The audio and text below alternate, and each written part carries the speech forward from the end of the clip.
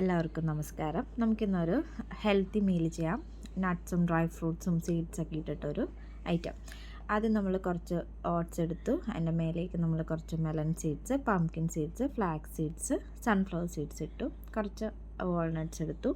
ഇനി നമ്മൾ dry fruits വേറൊരു പാത്രത്തിലോട്ട് മാറ്റാൻ പോവുകയാണ്. ഡേറ്റ്സ്, ബ്ലാക്ക് റൈസിൻസ്, ഫിഗ് ഇത്രയും നമ്മൾ മാറ്റി വയ്ക്കുന്നുണ്ട്. കൂടാതെ കുറച്ച് ചോപ്പ് ചെയ്ത ബദാം, കാഷ്യൂ നട്ട്സ്, പിസ്താഷ്യോ ഇത്രയും സാധനങ്ങൾ നമുക്ക് റോസ്റ്റ് ചെയ്യേണ്ടതുണ്ട്. അതുകൊണ്ടാണ് നമ്മൾ ഡ്രൈ ഫ്രൂട്ട്സ് മാറ്റിയെടുത്തത്.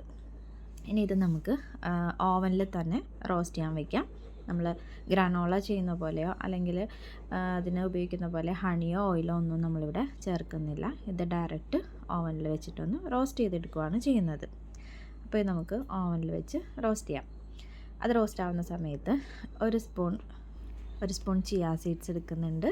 ഒരല്പം കസ്കസ് എടുക്കുന്നുണ്ട്. ഇത് നമുക്കൊന്ന് സോക്ക് ചെയ്യാനായിട്ട് കുറച്ച് വെള്ളം ഒഴിച്ച് മിക്സ് ചെയ്ത് മാറ്റി വയ്ക്കാം. അത് സോക്കായി വരട്ടെ. അപ്പോൾ നമ്മുടെ ഡ്രൈ ഫ്രൂട്ട് നട്ട്സ് എല്ലാം ഇവിടെ റോസ്റ്റായി വന്നിട്ടുണ്ട്. ഇനി ഒരു ബൗളിലോട്ട് 1 കപ്പ് നട്ട്സിൻ്റെ മിക്സ് എടുത്തു. അതിലോട്ട് ഒരു 20 gram dates, 10 gram black raisins, 10 gram fig ഇത്രയും എടുത്തിട്ടുണ്ട്. ഇനി 1 കപ്പ് നല്ല ചൂടുള്ള പാലൊഴിച്ച് കൊടുത്തു. ഇതിനി ഒന്ന് സോക്കാവാനായിട്ട് മാറ്റി വയ്ക്കാം. അത് സോക്കായി വരുമ്പോഴേക്കും നമ്മൾ 1 സ്പൂൺ ഹണി ഒഴിക്കുന്നുണ്ട്. നമ്മൾ സോക്ക് ചെയ്ത് വെച്ച ചിയാ സീഡ്സും കസ്കസും കൂടെ ചേർത്ത് മിക്സ് ചെയ്യുന്നുണ്ട്.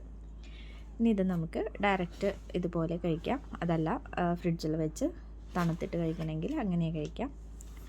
അപ്പോൾ ഇത്രയാണ് നമ്മളെ ഹെൽത്തി മീൽ പ്രിപ്പയർ ചെയ്യുന്ന പ്രോസസ്സ്.